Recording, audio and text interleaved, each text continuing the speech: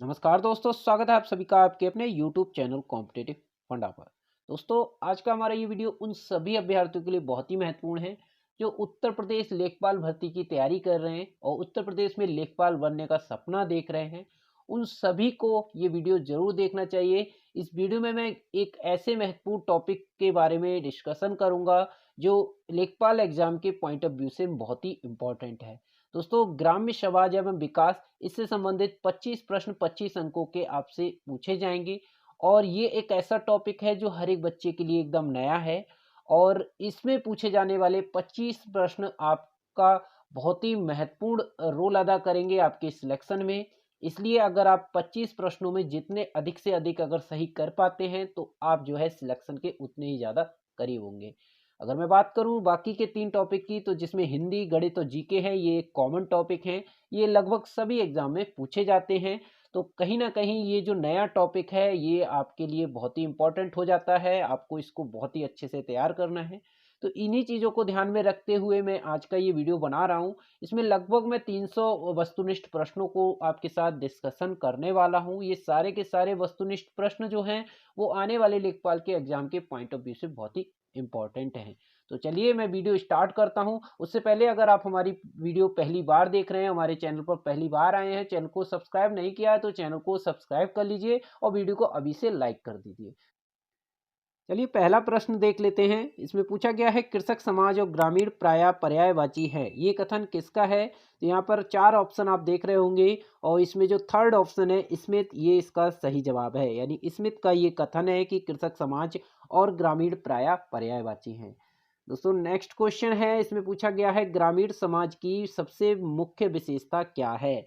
तो इसका आप ऑप्शन देखिएगा और इसका जो सही जवाब है वो है कृषक समाज। कृषक समाज जो है ग्रामीण समाज की सबसे मुख्य विशेषता है। इसके बाद अपना नेक्स्ट क्वेश्चन देख लेते हैं। इसमें पूछा गया है, कृषि एक पारिवारिक व्यवसाय है, ये कथन किसका है? तो ये कथन किसके द्वारा कहा गया है? तो इसका जो सही जवाब है वो लॉरी नेल्सन के द्वारा कहा गया है। अगला प्रश्न है, हरेल्ड जेपी के ने ग्रामीण समाज का वर्गीकरण करते हुए इनमें से किसे सम्मिलित किया है? तो इसका सही जवाब है संक्रमणशील कृषक गांव, अर्ध स्थायी गांव और स्थायी कृषक। तो तीनों ही ऑप्शन इसके सही है। यानी जो फोर्थ ऑप्शन है ये सभी वाला ये सही हो जाएगा।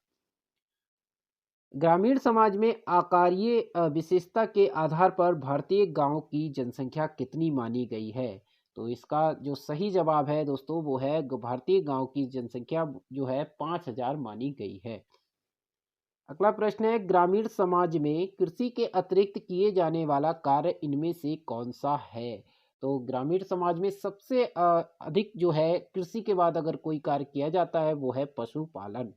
ठीक है, ऑप्शन वन इसका सही जवाब है। ग्रामीण समाज घोतक है। ग्रामीण समाज किस चीज का घोतक है? ये है सरलता का घोतक है, ऑप्शन ए। किस समाजशास्त्री ने इसका सॉरी ये देखिए, इसमें पूछा गया है, किस समाजशास्त्री ने बुंदेलखंड में शोध कार्य द्वारा लगभग 500 देवी देवताओं खोज निकाले थे जो ग्रामीण समाज के विभिन्न कार्यों में पूजे जाते हैं? तो कौन सा है इसका सही जवाब होगा? ये होगा बी एन सिंह ने। ठीक है। अगला प्रश्न है, ग्रामीण परिवेश में कच्चे मकानों पर बने चांद, सूरज व पक्षियों के चित्र, लोक नृत्य व गीत क्या दर्शाते हैं? तो ये जो है ग्रामीण संस्कृति को दर्शाते हैं। इसके बाद अगला प्रश्न है, इनमें से कौन सी विधा ग्रामीण समाज में मनोरंजन से जुड़ी सांस्कृतिक विधा नहीं है? तो इसमें जो आप देख रहे होंगे ऑप्शन, इसका जो चौथा समाज ऑप्शन है ये ग्रामीण समाज के अंतर्गत नहीं आता। बाकी अगर हम नौटंकी की बात करें, बारह मासा और लोक संगीत, ये सारे क्या हैं? ग्रामीण समाज में मनोरंजन की विधाएं हैं। ठीक है। इसके बाद अगला प्रश्न है, ग्रामीण क्षेत्र किस प्रकार के समाज के अंतर्गत आता है? तो ग्रामीण क्षेत्र जो है वो आता है परंपरागत समाज के अंतर्गत, ऑप्शन एक इसका सही होगा। निम्नलिखित में से किसने ग्रामीण समाज की लोक संस्कृति में परिवर्तन कर दिया है? तो किसने परिवर्तन किया है? तो अगर हम बात करें, रेडियो, ट्रांजिस्टर, टेलीविजन और सिनेमा ने जो है ग्रामीण समाज की जो लोक संस्कृति है उसमें परिवर्तन कर दिया है। तो ऑप्शन फोर इसका सही हो जाएगा। लघु समाज की अवधारणा किस विद्वान समाज वैज्ञानिक की देन है? तो इसका ऑप्शन आप देख रहे होंगे, और ये जो देन है वो है रॉबर्ट रेडफील्ड की। ऑप्शन 3 इसका सही जवाब है। किसी भी देश की वास्तविक संस्कृति का प्रमाण क्या होता है? तो किसी भी देश की वास्तविक संस्कृति का प्रमाण जो है वो उसकी लोक संस्कृति होती है, यानी ऑप्शन 1 इसका सही होगा। अगला प्रश्न है, लोक शब्द का अर्थ क्या है? तो लोक शब्द का अर्थ आपको बताना है, और यहाँ पर ऑप्शन दिया हुआ है आदि युगीन सामाजिक संगठन, यानी ऑप्शन 1 इसका सही जवाब है। लोक संस्कृति में परिवर्तन हेतु सबसे प्रभावशाली कारक कौन सा है? तो इसका सही जवाब होगा वो होगा औद्योगिकीकरण, यानी ऑप्शन 4 इसका सही जवाब है। निम्नलिखित में से लोक संस्कृति की विशेषता नहीं है, लोक संस्कृति की कौन सी विशेषता नहीं है?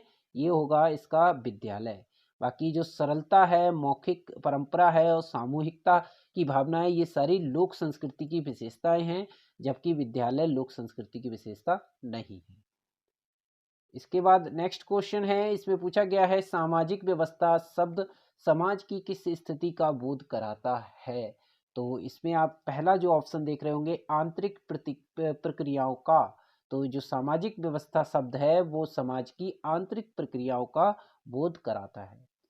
अगला प्रश्न है, ग्रामीण समाज में किस प्रकार के परिवार पाए जाते हैं? तो ग्रामीण समाज में जो 4 प्रकार के संयुक्त परिवार पाए जाते हैं, ठीक है। आपको याद रखना है ग्रामीण समाज में किस प्रकार के परिवार पाए जाते हैं? संयुक्त परिवार। निम्नलिखित में से कौन सी विशेषता संयुक्त परिवार की नहीं है? तो संयुक्त परिवार की कौन सी विशेषता नहीं है? तो देखिए, सदस्यों में एकता होती है, ये बिल्कुल इसकी विशेषता है। पारंपरिक निर्भरता होती है, तभी वो लोग संयुक्त होकर रहते हैं। अनुशासनबद्धता होती है, जो नहीं होता है वो है स्वतंत्र विचार। तो ऑप्शन 3 इस प्रश्न का सही जवाब होगा। अगला प्रश्न है, संयुक्त परिवार का कौन सा लक्षण नहीं है? तो संयुक्त परिवार का लक्षण आपको बताना है। देखिए, बड़ा आकार, बिल्कुल संयुक्त परिवार में बड़ा आकार होता है, संयुक्त चूल्हा होता है और सामान्य पूजा होती है। लेकिन जो नहीं होता है वो है अनुशासन की कमी, बिल्कुल नहीं होती। तो ये इसका सही जवाब हो जाएगा। अगला प्रश्न है, कौन सा कारक परिवार को समाप्त होने से बचाए रखता है? तो बताना है। तो इसमें देखिए, जो ऑप्शन 2 है इसका सही जवाब हो जाएगा वंश परंपरा को बनाए रखना। ये एक ऐसा कारक है जो परिवार को समाप्त होने से बचाए रखता है। अगला प्रश्न है, ग्रामीण परिवार की विशेषता निम्नलिखित में से कौन सी है? ग्रामीण परिवार की विशेषता आपको बतानी है। तो देखिए, ग्रामीण परिवार संयुक्त परिवार होता है, कृषि व्यवसाय उसका होता है, अनुशासनबद्ध परिवार होता है। तो ये चारों ही इसकी ये तीनों ही इसकी विशेषताएं हैं। तो ऑप्शन नंबर 4 इसका सही जवाब हो जाएगा। ग्रामीण परिवार में परिवर्तन का मुख्य कारण निम्नलिखित में से कौन सा है? तो ग्रामीण परिवार जो है इसमें जो परिवर्तन का मुख्य कारण जो है वो है नगरीयता की प्रभाव। ठीक है, ऑप्शन 2 इसका सही जवाब है। ऐसे परिवार जिसमें सत्ता किसी पुरुष सदस्य में निहित होती है, जिसे परिवार का मुखिया या कर्ता कहा जाता है, को कहते हैं। ऐसे परिवार को क्या कहते हैं? तो इसका जो सही जवाब है वो है पितृसत्तात्मक परिवार। ऑप्शन 2 इसका एकदम सही जवाब। नेक्स्ट क्वेश्चन है, इसमें पूछा गया है संयुक्त परिवार में सर्वोच्च स्थान किसे प्रदान होता है? तो इसका जो सही जवाब होगा वो कर्ता को। तो जो कर्ता होता है, घर का मुखिया होता है, उसको संयुक्त परिवार में सर्वोच्च स्थान प्रदान किया जाता है। नेक्स्ट क्वेश्चन देख लेते हैं, इसमें पूछा गया है हिंदू दर्शन के अनुसार संयुक्त परिवार की संरचना में सर्वाधिक निम्न स्थिति किसकी मानी जाती है? तो इसमें अगर हम संयुक्त परिवार में सबसे निम्न स्थिति जो रहती है वो विधवा स्त्री की रहती है। ऑप्शन 4 इसका सही जवाब होगा। अगला प्रश्न है, निम्नलिखित में से कौन सी संयुक्त परिवार की विशेषता नहीं है? तो संयुक्त परिवार की कौन सी विशेषता नहीं है?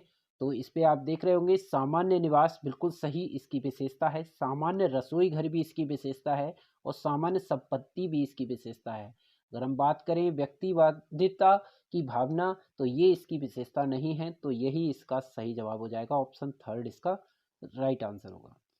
नेक्स्ट क्वेश्चन है, ज्वाइंट फैमिली यानी संयुक्त परिवार इन इंडिया, यानी ज्वाइंट फैमिली इन इंडिया पुस्तक के लेखक कौन है? तो इसका जो राइटर हैं वो हैं I P Desai. I P Desai के द्वारा लिखी गई ये पुस्तक है। भारतीय परिवार का परंपरागत स्वरूप क्या है? तो इसका सही जवाब आपको देना है। तो भारतीय परिवार का जो परंपरागत स्वरूप है वो है संयुक्त परिवार, यानी ऑप्शन 3 इसका एकदम सही जवाब होगा। संयुक्त परिवार के विघटन का प्रमुख कारण कौन सा है? संयुक्त परिवार का विघटन का जो सबसे प्रमुख कारण है वो है नगरीकरण। ठीक है, नगरीकरण की वजह से संयुक्त परिवार का विघटन हो रहा है। संयुक्त परिवार में सदस्यों की संख्या कितनी होती है? तो संयुक्त परिवार में जो सदस्यों की संख्या लगभग होती है वो सबसे ज़्यादा रहती है, यानी अधिक से अधिक होती है। संयुक्त परिवार की प्रकृति किस प्रकार की होती है? तो जो संयुक्त परिवार की जो प्रकृति होती है वो समाजवादी होती है। जाति एक बंद वर्ग है, ये कथन किसका है? तो ये कथन जो कहा गया है वो कहा गया है मजूमदार एवं मदान का। ठीक है, इनके द्वारा कहा गया है कि जाति एक बंद वर्ग है। भारत में वर्ण का परिवर्तित रूप क्या है? वर्ण का परिवर्तित रूप है वंशावली, यानी ऑप्शन 4 इसका एकदम सही जवाब है।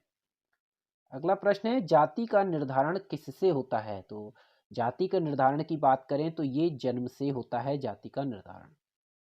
द पीपल ऑफ इंडिया नाम का पुस्तक किसके द्वारा लिखी गई है? तो पीपल ऑफ इंडिया जो पुस्तक लिखी गई है ये लिखी गई है सर हर्बर्ट रिजले के द्वारा। नेक्स्ट क्वेश्चन है, caste and race in India पुस्तक किसने प्रकाशित की थी? तो इसका जो सही जवाब होगा वो होगा डॉक्टर जी.एस. पुरिये ने। ठीक है, ऑप्शन 1 इसका सही जवाब होगा। नागरिक अधिकार संरक्षण कानून किस वर्ष में लागू हुआ? तो ये जो हुआ था वो 1976 के अंदर लागू हुआ है, नागरिक अधिकार संरक्षण कानून। अगला प्रश्न है, कास्ट इन इंडिया पुस्तक का लेखक कौन है? तो कास्ट इन इंडिया राइटर की बात करें तो J.H. हट्टन के द्वारा ये लिखी गई पुस्तक है। अस्पृश्यता यानी अपराध अधिनियम किस वर्ष में पारित किया गया है? ये किया गया है 1955 में। कास्ट क्लास एंड पावर नामक पुस्तक किस लेखक के द्वारा लिखी गई है? तो इसका जो सही जवाब होगा वो होगा आंद्रे बेतई के द्वारा। गांव के स्थायित्व में कौन सा आधार मुख्य रहा है? तो गांव के जो स्थायित्व है उसमें सबसे प्रमुख आधार है वो है कृषि व्यवसाय। कृषि व्यवसाय की वजह से ही गांव का अस्तित्व है, यानी उसी का स्थायित्व अभी भी बना हुआ है। विशेष विवाह अधिनियम संशोधित हुआ। विशेष विवाह अधिनियम जो है कौन से वर्ष में संशोधित किया गया? ये किया गया था 1954 में। अगला प्रश्न है, पंच परमेश्वर की कल्पना निम्नलिखित में से किससे संबंधित है? तो पंच परमेश्वर की जो परिकल्पना है वो पंचायती राज से संबंधित है।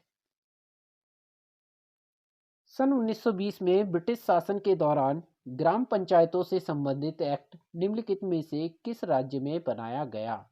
तो ये बनाया गया था उत्तर प्रदेश के अंदर, मध्य प्रदेश के अंदर और मुंबई, यानी सभी के अंदर बनाया गया। तो ऑप्शन 4 इसका सही जवाब हो जाएगा।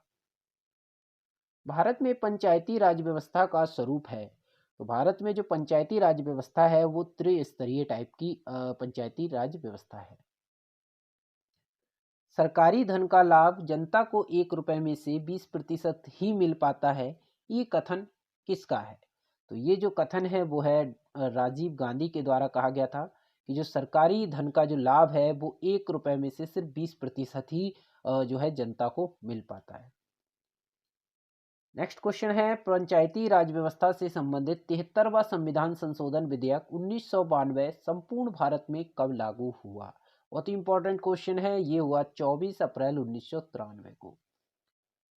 अगला प्रश्न है 50वां, जिसमें पूछा गया है उत्तर प्रदेश में क्षेत्रीय समितियां एवं जिला परिषद पर अधिनियम कब लागू हुआ?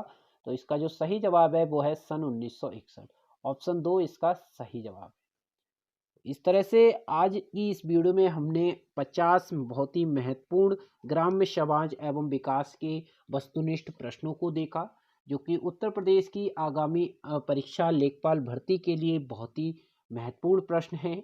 और इसके बचे हुए जो बाकी के प्रश्न हैं वो मैं आपको आगे कंटिन्यू अपनी वीडियोस के माध्यम से कराता रहूँगा। तो आज की इस वीडियो में सिर्फ इतना ही था कि 50 क्वेश्चन हमने डिस्कस कर लिए हैं। बाकी के 50 के लिए मैं कल इसके लिए वीडियो अपलोड कर दूंगा।